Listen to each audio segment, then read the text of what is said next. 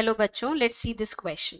The question is the cutting of DNA at a specific locations became possible with the discovery of.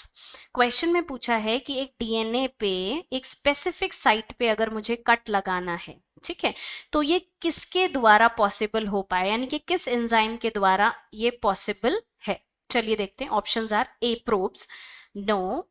Probes actually क्या होता है? Probe एक short oligonucleotide होता है. Oligonucleotide मतलब लगभग 2 से 10 तक के आपके न्यूक्लियोटाइड ATCG न्यूक्लियोटाइड्स का एक छोटा सा सीक्वेंस होता है जिसे हम, जो कि कॉम्प्लीमेंट्री होता है टू अ स्पेसिफिक डीएनए. ठीक है, तो हमें जब किसी डीएनए के अंदर किसी जीन की लोकेशन पता करनी हो या कुछ, तो हम प्रोब का इस्तेमाल करते हैं.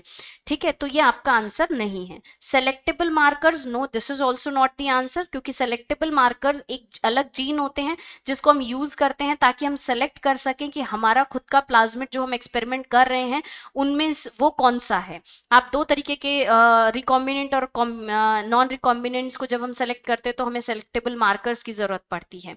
ठीक है, लेकिन डीएनए को कट करने के लिए स्पेसिफिक लोकेशन पे, उसके लिए हमें सेलेक्टेबल मार्कर की जरूरत नहीं पड़ती है.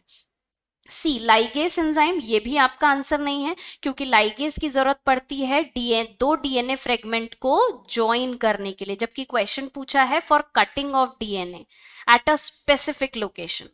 तो D option is the correct answer, that is restriction enzyme. Restriction मतलब एक पर्टिकुलर रेस्ट्रिक्टेड एरिया पे, एक पर्टिकुलर स्पेसिफिक एरिया पे डीएनए पे जो कट लगाता है उसे हम रेस्ट्रिक्शन एंजाइम कहते हैं. So D is the final and the correct answer of this question. Okay, best of luck.